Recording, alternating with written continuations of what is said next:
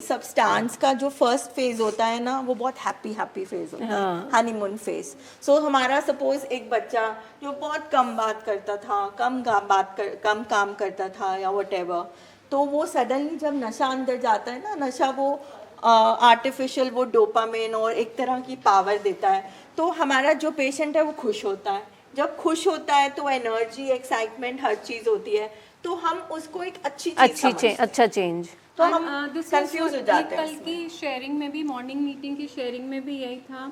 The client जब वो UK में उन्होंने अपनी लाइफ स्टार्ट की, तो एज अ चाइल्ड इससे बहुत सारे कल्चरल डिफरेंसेस थे।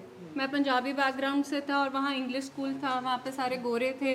सो उन चीज़ों को लेके मतलब कहता मेरे अंदर हमेशा एक लो सेल्फ एस्टीम चलती थी, मेरे अंदर हमेशा एंग्जाइटी रहती थी। ठीक है, फिर घर का एनवायरनमेंट में कुछ इफ्स एंड बट्स थे, नॉट लाइक हेल्दी वन, तो वो एंग्जाइटी, स्ट्रेस, वो सारी मतलब लो कॉन्फिडेंस वाली एक रेसिपी तैयार हुई। जब अल्कोहल आई उसने सूडो कॉन्फिडेंस दे दिया। वो सारी चीज़ें जो डर थी, जो एंग्जाइटी थी, जो घबराहट थी, जो एडजस्टमेंट प्रॉब्लम नहीं हो पा रही थी उस कंट्री में, he says alcohol give me that solution. तो अल्कोहल तो वो सोल्यूशन बन गई। और ये हनीमून फेज जो हम कह रहे हैं, जो किक वाला फेज है, जो यूफोरिक वाली कॉल है, वो इसी टाइम पे है कि यार जो मैं इनकम्प्लीट फील कर रहा हूँ इसके साथ मैं कंप्लीट हो गया। जो मेरे अंदर डर था, जो चाका था, जो शर्म थी, आज वो सारी किसने दूर कर दी? नशे ने। So this is what I want in life. जब मैं चुप था, आज नशे के कारण एटलीस्ट मैं सोशलाइज कर पा रहा हूँ। कईयों की ये प्रॉब्लम होती है, मैं लड़कियों से बात नहीं कर पाता था, मैं फ्रेंड सर्कल में खुल के बात नहीं कर पाता था, मैं अपना किसी ऑफिसर से मिलना है या खुद से मिलना है तो हम बात नहीं कर पाते थे। तो this is one major reason, बड़े सारे हमारे जो पेशेंट्स हैं वो इसलिए नशा शुरू करते हैं। सो फैमिली के लिए वो आइडेंटिफाई करना बड़ा मुश्किल हो जाता है उस टाइम पे कि हमें ये लगता है यार ये तो एक पॉजिटिव चेंज है ना। हाँ, बहुत खुश कि हमारा बच्चा वहाँ पार्टिसिपेट कर रहा है। These things are aggrandized in our society. अच्छा, अच्छे मार्क्स आ रहे हैं, बहुत पढ़ रहा है, डिग्रीज मिल रही है, रिवॉर्ड्स मिल रहे हैं, परफॉर्मेंस बढ़ गई है, एसक्यू बढ़ गया है, so we are happy with it. But हमें नहीं पता होता इसके सबके नीचे एक बीमारी छुपी हुई। बिल्कुल आपने ठीक कहा मैम कि इनविजिबल बीमारी। हमें मतलब वो उसके ऊपर से एक शैलो लेवल पे कुछ और दिख रहा है और नीचे डीप डाउन सरफेस में कुछ और चीज़ें चल के आ रही हैं। That takes time. I think जो एडिक्शन का जो सीड है, एक नॉर्मल भी आप अगर सीड बार प्लांट करो गार्डन में तो इट टेक ईयर्स टू उसको प्लांट ट्री बनने में। उसी तरह जो एडिक्शन हमारी बीमारी प्राइमरी हमारे जो डीएनए में कोड लेकर आई है, उसको फुल ब्लोन एक एपिसोड आने में it takes time, so it's invisible. Also addictive behaviours पहले आते हैं, है ना। That's what the research says कि 4-5 तभी कहते हैं कि फर्स्ट 5 इयर्स बच्चे के जो होते हैं डेवलपमेंटल इयर्स, वो बहुत इम्पोर्टेंट होते हैं। तो अब वो 5 साल के बच्चे के अंदर क्या चीज़ है हमें थोड़ी ना समझ आ सकता है, मगर वो अंदर शुरू हो जाती है। बिल्कुल ठीक है, कई बार हम 4 साल के बच्चे को भी देखते हैं दूसरे 4 साल के बच्चों के साथ खेलते हुए, तो हमें एक स्टार्क डिफरेंस दिखता होता है, but we take it as normal कि नेचर होती है। देन उसके बाद 14-15 ईयर्स तक काफ़ी सारी चीज़ें हमें दिखने लग जाती हैं। Again we attribute to culture, जैसे हम बोलते हैं पंजाबी तो होते ही ऐसे हैं, है ना। So once I remember that we had a child, 4.5 साल का बच्चा, उसको ODD था, ऑपोजिशनल डिफाइंड डिसऑर्डर, यानी कि वो जो कहते थे माँ बाप उसका उल्टा करता था। वो इतने इतने बड़े LED टीवीज वगैरह तोड़ देता था। तो आई स्टिल रिमेंबर उसकी दादी ने क्या स्टेटमेंट मेक करी, कोई बात नहीं जी पंजाबी तो हुंदे ऐसे हैं। अगर मैंने उनको बोला अगर वो 4.5 साल पर एक टीवी तोड़ रहा है तो आप सोचो कि 14 साल पे क्या करेगा। So some of the things we take in stride कि तो ऐसे ही होते हैं। We take at this age junky pride ना मैम, पंजाबियों की दलेरी, पंजाबियों की ऊंची आवाज़, पंजाबियों का रौब डालना, हम इसी प्राइड दैट जंकी प्राइड में अपने आप को बहुत मतलब वो मैग्नीफाई करते हैं। And even another aspect of हमारा जो कल्चर है वो है आर्टिफिशियलिटी, सुपरफिशियलिटी, बाहर दिखावा, जो हम अंदर हैं वो बाहर नहीं है। सो ये वाली भी जो चीज़ें हैं, इसलिए फैमिलीज़ को समझना बहुत मुश्किल होता है। इसलिए when like yesterday I was talking to you, it's very difficult for you कि ये तो नेचुरल है, ये तो होना ही है। सो फैमिली को भी समझना है, just like you know you are fish in the water, तो आपको कभी नहीं मैं समझा पाऊंगी कि आप गीले हो, क्योंकि आप हमेशा ही गीले थे, right. So that is why families को अंडरस्टैंड करना बहुत मुश्किल होता है कि सब्सटेंस तो आपको दिख रहा है, मगर सब्सटेंस के नीचे जो चीज़ें छुपी हुई हैं उनको निकालना बहुत मुश्किल है, इसीलिए फैमिली फर्स्ट। और तभी हमने अपनी ट्रेनिंग सेशंस का ये एक बिल्कुल इम्पोर्टेंट पार्ट रख लिया कि every time we will display these pictures so that हमें बार बार रिवाइज हो जाए। ठीक है, अभी भी जो फैमिलीज डिस्चार्ज होके गई हैं वो मंगवाती हैं कि मैम वो बोले स्कैन भेजो। ठीक है, अभी कल ही किसी मदर का मुझे मैसेज आया कि मैम वो स्कैन्स आप भेज दो ज़रा, मैंने प्रिंट आउट करके लगाने हैं कि हमें याद आता रहे कि हमारे बच्चे को हमारे लव्ड वन के क्या ब्रेन में स्ट्रक्चरल क्या है। और मतलब ये जो हमारे डिनाइल की जो फायर वॉल के नीचे ये सारी चीज़ें हैं, उनको बार बार ये स्कैन्स करके ही हम वापस अपने आप को याद दिला सकते हैं कि मैं किस जगह में बैठी हूँ और मैं किस चीज़ का इलाज कराने लगी हूँ, क्योंकि भूल जाएंगे यहाँ से जैसे ही लाइक पेशेंट मतलब ठीक होना शुरू होगा। हम तो पहले ही कह रहे हैं कि ये बीमारी इज़ वेरी कनिंग, वेरी बेफलिंग, आपको उसने भ्रमित करना ही करना, आपको धोखे में डालना ही डालना। मतलब आपकी लड़ाई इट्स लाइक कि जैसे मतलब वो साम सीढ़ी हमने देखा है स्नेक्स एंड लेडर में, मतलब देयर इज़ एवरी मतलब 4 मतलब नंबर डिजिट्स के बाद वो स्नेक बैठा है, उसी तरह ये बीमारी लाइक अपने पैटर्न्स लेके बैठी कि कहाँ से वो आपको पुल करे। 99 पे आप पहुँचते हैं एंड आप कहाँ पे पहुँचते हैं, बाइट करता है स्नेक। मैम आप कह रहे हो Babli ma'am and Nidhi ma'am, कल की मीटिंग में इसी से शुरू हुआ, किसी ने कहा कि ये नए हम जो लोग हैं हमें तो चलो रोज़ मीटिंग ज़रूरी है, ये पुराने वाले क्यों बैठते हैं दोबारा। सो द थिंग इज़ कि डिजीज़ आप चाहे रिलैप्स हो या ना हो, एडिक्शन में हो या ना हो, डिजीज़ प्रोग्रेस कर रहा है, ठीक है। तो अब जब डिजीज़ प्रोग्रेस कर रहा है और चालाक है तो उसकी चालाकियाँ भी बढ़ती जाएंगी। तो every day you have to be so much aware कि अब ये कहाँ से घुमा के आएगा, बिकॉज डायरेक्टली क्रेविंग नहीं आएगी। तो आहिस्ता आहिस्ता ये डिज़ीज़ किस रूप में आपको ले जाएगा, दैट इज़ वाई वी से कि हमेशा जुड़े रहो, ऑलवेज रिमेंबर ये बीमारी हमारे अंदर बैठी है and human memory is short lived. Specially जब हम खुश होते हैं, जब सब ठीक चल रहा होता है तो हम केयरलेस हो जाते हैं, हमारा ध्यान हट जाता है। और मेरे सबसे ज़्यादा दुर्घटना एक्सीडेंट्स तभी होते हैं जब हम बिल्कुल केयर फ्री हो जाते हैं, रिलैक्स हो जाते हैं, और हमारे पेशेंट को भी लगता है कि इतना टाइम अब हो गया, अब ये जितना टाइम हो गया उसकी खतरे की घंटी वो 99 वाला उसको उतना ही नीचे डीप डाउन लेकर आएगा। बिकॉज एवरी स्टेज में we have to be prepared, क्योंकि जो इनिशियल स्टेज थी वहाँ पे आपकी तैयारी कुछ और थी, उनकी तैयारी कुछ और थी, आप घर लेके गए तब तैयारी कुछ और है, अब बीमारी बिल्कुल पेस में ठीक है, अब बीमारी ने आपको ट्रैप में फंसाना। हमारी बीमारी में ना पेशेंस बहुत है, साइलेंटली इट वेट कि कोई बात नहीं ट्रीटमेंट हो रहा है, कोई बात नहीं है, 5-6 महीने, साल 2 साल मैं वेट करती हूँ, and silently is going to put एक ट्रैप। और हमने और हमारे पेशेंट दोनों ने, family and the patient, both are trapped। मतलब पेशेंट को भी नहीं पता चलेगा, पेशेंट को भी नहीं पता चलेगा। हमारा फोकस एक जगह पे रहता है, बस इस चीज़ का ध्यान रखना है। मोस्टली जो हमारी फैमिलीज है उनका ड्रग पे रहता है, ठीक है, कि नशा तो नहीं हो रहा कहीं, डीटी करा लो, ठीक है, हमारा फोकस एक पे रहता है। पर हम यहाँ पे ना एक मेटाफोर देते हैं, पैरासाइट जैसे सियोंक नहीं लगती घरों में, ठीक है, वो एक जगह पे लग रही है, हमने वहाँ ट्रीटमेंट कर दिया, ठीक है, थोड़ी देर बाद क्या होता है, कहीं और से शुरू हो जाती है, ठीक है, फिर हम वहाँ कर देते हैं, फिर कहीं तीसरी जगह से शुरू हो जाती है। सो ये बीमारी बिल्कुल उसी की तरह, हम अपना फोकस तभी हम ये ट्रेनिंग सेशंस करते हैं कि आपको वो हर एक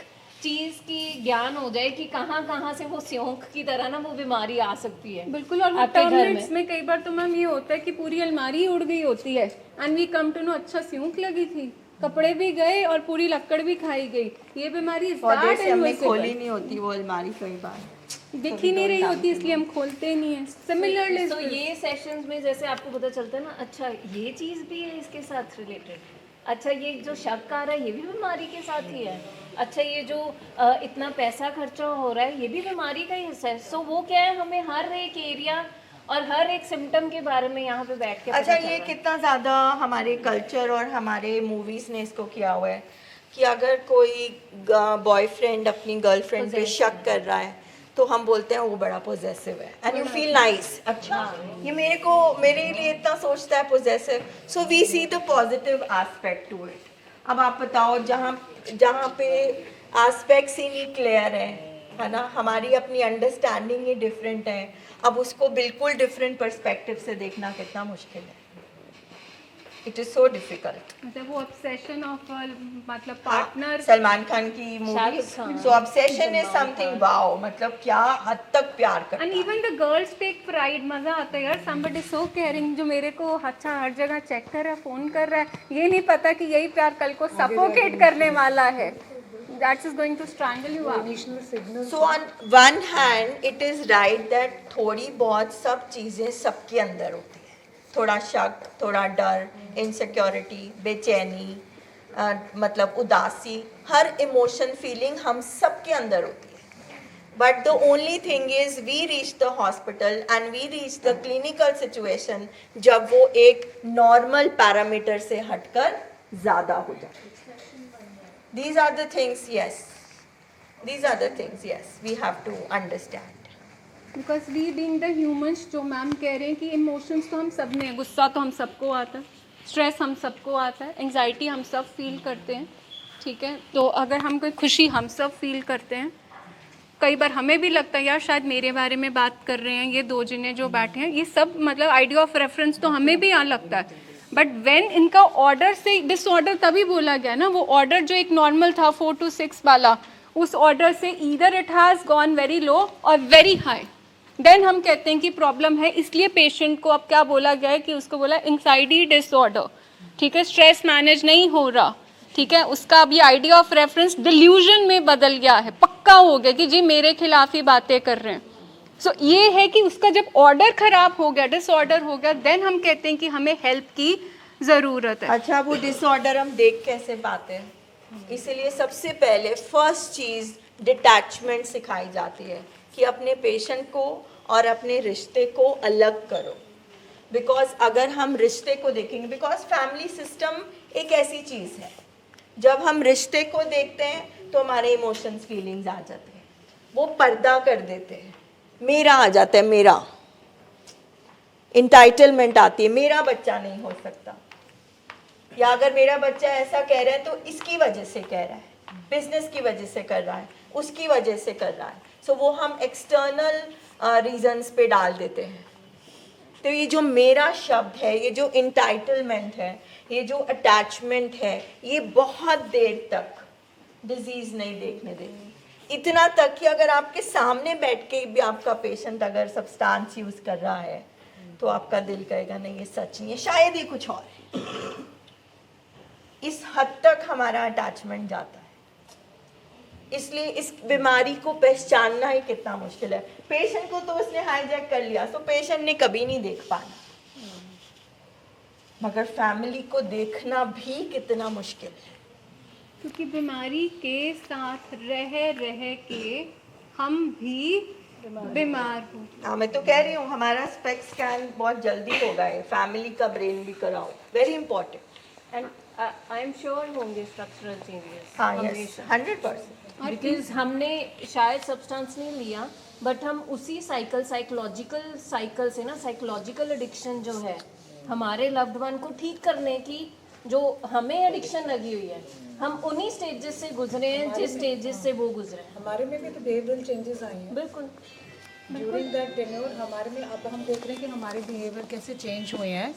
नाउ दैट हमारा पेशेंट अगर रिकवरी में है तो हमारे में जो चेंज ऑफ बिहेवियर हो रहा है, रिकवरी हो रही है, क्यों हो रही है? क्योंकि हम पहले हमारे में बिहेवियरल चेंजेस आ चुके हैं। सबसे ज्यादा हमारा इमरजेंसी बटन जो इमरजेंसी के लिए बना था मैकडेला, है ना, वो तो हमेशा ही ऑन रहता है। इमरजेंसी कभी कभी होती है, और हम फैमिलीज में that panic button is always on. Phone आया, अच्छा कुछ हो तो नहीं गया, अच्छा कुछ हो तो नहीं गया। मतलब जैसे 24 घंटे they are preoccupied with the thought of the substance they are taking, we are preoccupied with this thought of our loved ones. So preoccupation तो है ही है ना, मेरा दिमाग 24 घंटे उनके बारे में सोच रहा है, उनका दिमाग 24 घंटे ड्रग के बारे में सोच रहा है। सो जो जो फेजेस से वो निकलते हैं, उन्हीं फेजेस से हम भी गुजरे हैं। So it is very true to say.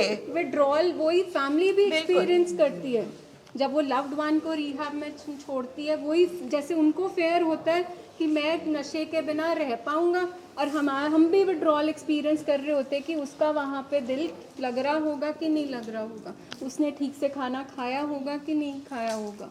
Similarly the same face pre occupation भी है, जो विड्रॉल स्टेट भी है, सिमिलरली फैमिली भी एक्सपीरियंस करती है। डिनाइल स्टेज उनका है तो डिनाइल स्टेज हमारा भी है, सिमिलर हम पेस में चल रहे होते सो हैं। अब हमें 2 स्टेटमेंट्स मिल गई कि हमारे पेशेंट को नशे की बीमारी है, और सेकंड स्टेटमेंट हमारा पेशेंट हमारा नशा है। तो अब हम क्या करें? कैसे हम पेशेंट को कहें कि तुम नशे से दूर हो जाओ जब हम अपने नशे से दूर नहीं हो पा रहे? That is why these term dependence, addiction is dependence and को डिपेंडेंस। वी आर को डिपेंडेंट्स।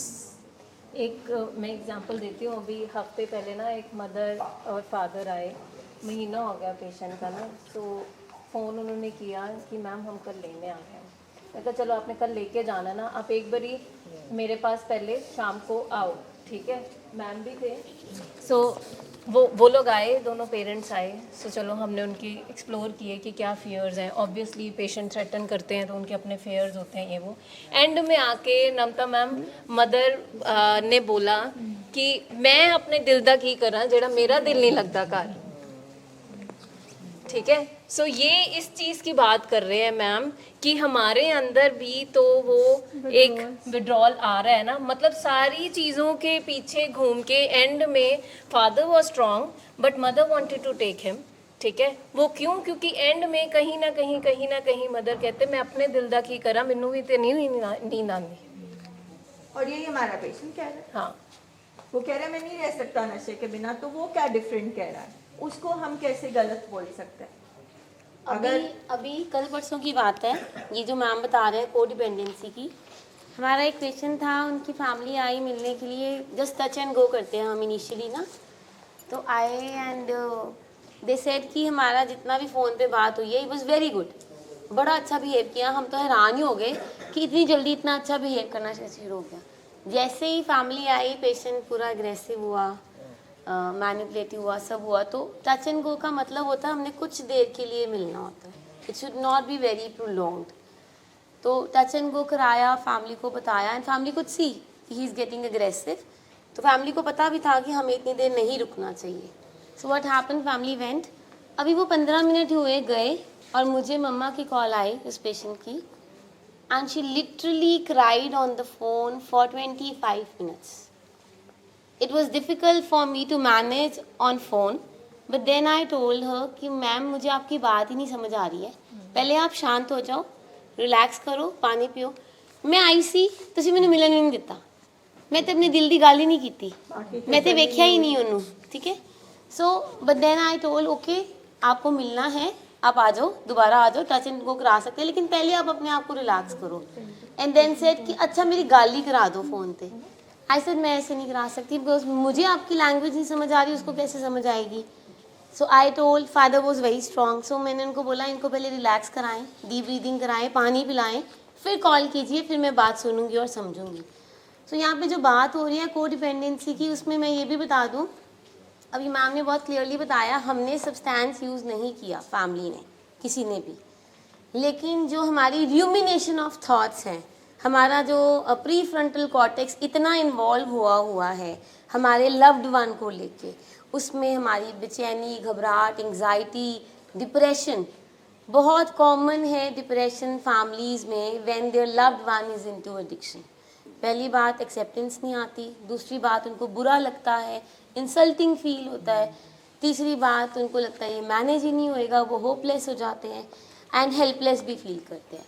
अब हमारी फैमिली में अगर हम जनरली देखें, देयर आर 5 मेंबर्स, तो 5 मेंबर्स की perception is different towards life, towards everything. वो जो परसेप्शन डिफरेंट है तो उनके थॉट्स भी डिफरेंट हैं। थॉट्स, मूड, बिहेवियर, ये तीनों इंटरलिंक्ड होते हैं। तो यहाँ पे बात हो रही है कि अगर हमने लव्ड वंस को ठीक करना है तो हमें अपना मूड पहले ठीक रखना है। अगर हम अपना मूड ही नहीं ठीक रख सकते being family, it's not that कि वी आर सेइंग कि you all are sick, it's not like that. We have full respect. We are trying to explain you कि सबकी अपनी अपनी इमोशंस होती हैं, सबके अपने मूड्स होते हैं, और पेशेंट नहीं, पेशेंट की बीमारी उस मूड और इमोशन का फ़ायदा उठाती है। अगर हमारे घर में 5 बंदे हैं और पांचों एक प्लेटफॉर्म पे नहीं है, मम्मी कुछ और कह रही है, पापा जैसे मैम कह रहे हैं मदर वीक थी फादर स्ट्रॉन्ग था, कई बार फादर वीक होते हैं मदर स्ट्रॉन्ग होती है। अगर सारे स्ट्रॉन्ग हैं लेकिन एक दिन सिस्टर आ गई, सिस्टर ने कह दिया नहीं जी बस ठीक है इतना ही ट्रीटमेंट कराना है, तो सारी फैमिली को एक जगह पे खड़े होना है एंड नॉलेज गेन करनी है पहले अबाउट द डिजीज़। हमारी सबसे बड़ी प्रॉब्लम ये है कि हमें अबाउट द डिजीज़ नॉलेज ही नहीं है, हम सिर्फ अपनी इमोशन से चलते हैं। ये राखी आ गई, बर्थडे आ गया, ऐसा हो गया, आज इसका वीज़ा आ गया, हम इमोशन से चल रहे हैं, हम अपने इमोशंस को मैनेज ही नहीं कर पा रहे। तो जब तक सारे फैमिली मेम्बर्स अपनी अपनी इमोशंस पे वर्क नहीं करेंगे, अपने मूड को मैनेज नहीं करेंगे तो प्रॉब्लम आएगी। अभी रिसेंटली क्या हो रहा है, हमारे पास ऐसा भी होता है, एक पेशेंट है हमारे पास हु इज़ मैरिड, राइट। अब एक उसकी फैमिली है, एक उसकी इन लॉज फैमिली है। तो इन लॉज फैमिली क्या करेगी, क्योंकि इन लॉज फैमिली की बेटी इन्वॉल्व है, राइट। तो इन लॉज फैमिली प्रेशराइज करेगी, पूरा ट्रीटमेंट चाहिए, सही ट्रीटमेंट चाहिए। और जो अपनी फैमिली है वो क्योंकि इनेबलिंग कर रही है, इनोसेंटली इनेबल कर रही है, वो कहेगी ठीक है इट्स ओके, जितना हो गया हो गया। अब उसमें क्या होता है, ये बहुत इम्पॉर्टेंट है अगर हम सब समझ सकें तो। हमने यहाँ तक देखा है कि पंजाबी च कहते दोनों धिरां दी लड़ाइयाँ हो जाती, उधर से इन लॉज की लड़ाई होगी, उधर से फैमिली की लड़ाई होगी, लेकिन वो लड़ाई कराई किसने, बीमारी ने, और फ़ायदा किसने उठा लिया, बीमारी ने, ठीक है। अब ये चीज़ समझनी ज़रूरी है कि जितने फैमिली मेम्बर्स हैं, we are 10, 20, 30, we all should have proper knowledge about the disease and we all should have proper emotional management, mood management, तभी हम आगे बढ़ पाएंगे। और ये कैसे होगा कि हम अपने इमोशंस को, मूड को मैनेज करें। एक ना इफ़ेक्ट आता है जिसको बोलते हैं कि पार्टिसिपेंट ऑब्जर्वर इफ़ेक्ट, हम पढ़ते हैं साइकोलॉजी में। जब तक हम उस चीज़ में पार्टिसिपेंट की तरह रहेंगे ना, हम अपने इमोशंस को डिटैच नहीं कर पाएंगे। मुझे उसमें ऑब्जर्वर की तरह देखना पड़ेगा दूर से कि ये अब बीमारी खेल खेल रही है।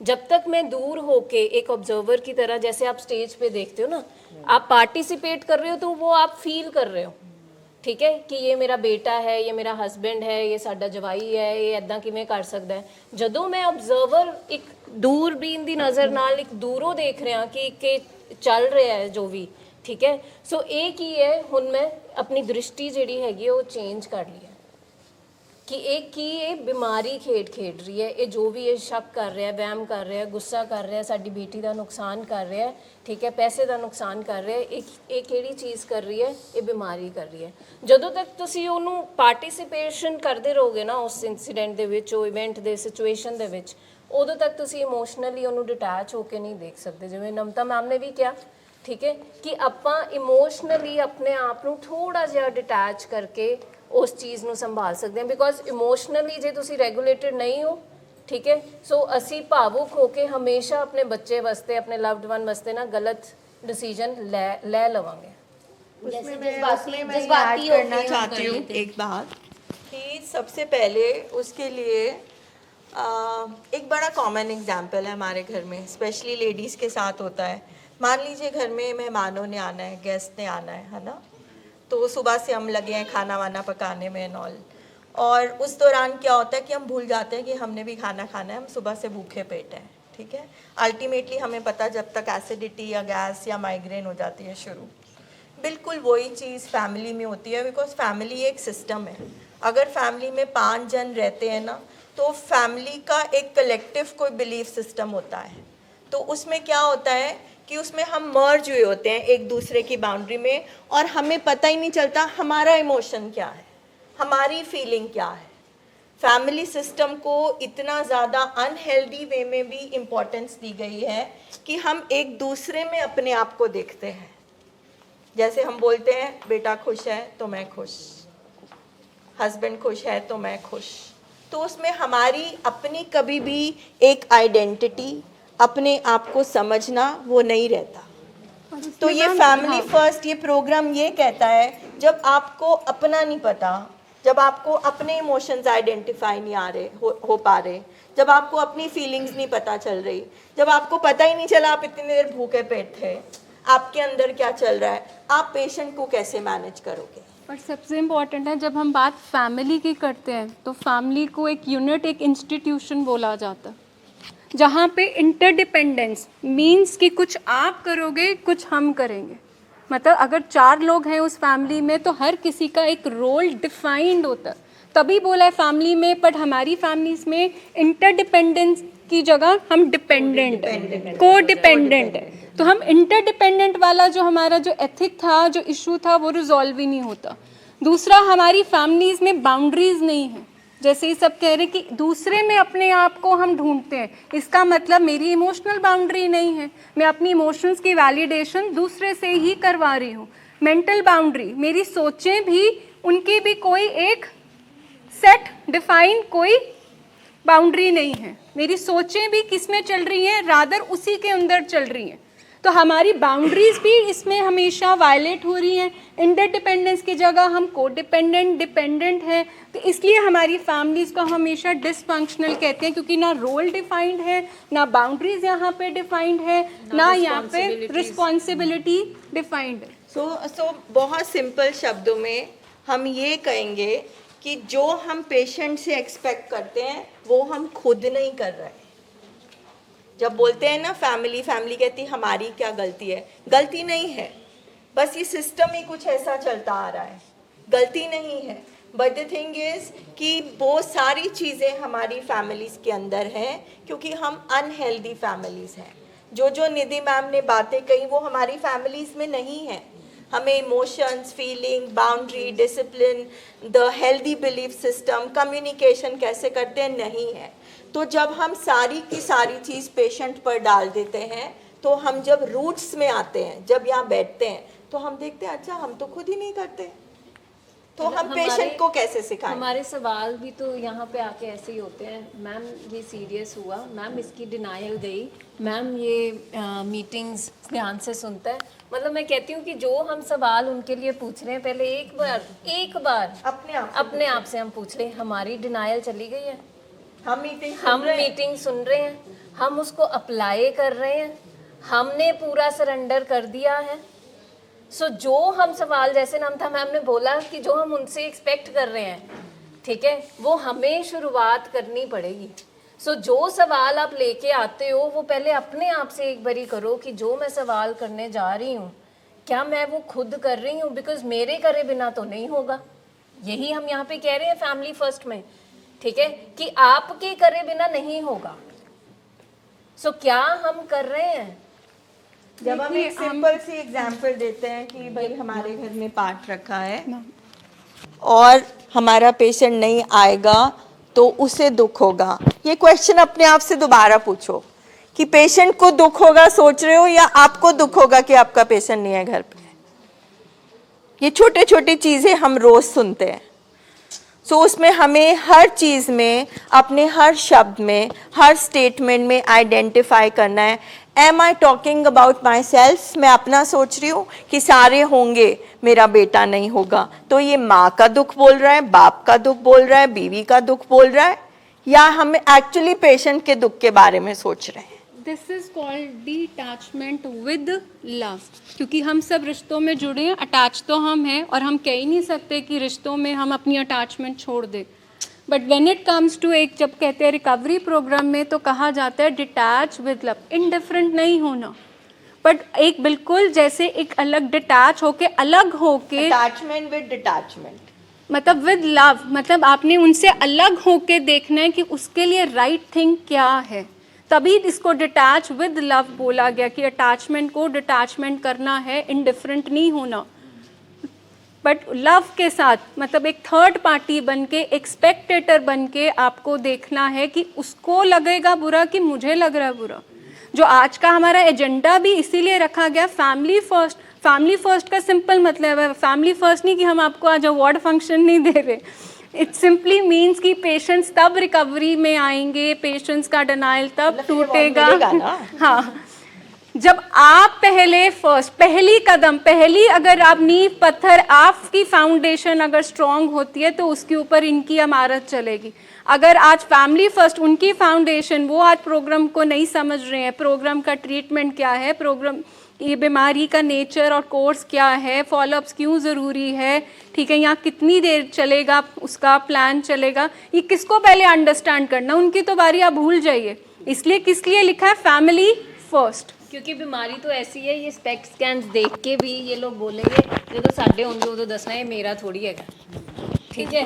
पर क्या हम आज समझ रहे हैं कि ये इनका हो हमारा सकता है? इतना खराब नहीं है। हाँ, ठीक है। सो इसलिए आपकी अंडरस्टैंडिंग सबसे पहले ज़रूरी है कि हमें आज जो चीज़ें दिखाई जा रही हैं, बताई जा रही हैं, क्या हम पूरी तरह उसको मान रहे हैं। जैसे लास्ट टाइम हमने बोला था ट्रीटमेंट के लिए आ तो गए हैं, पर क्या हम ट्रीटमेंट अलाउ कर रहे हैं?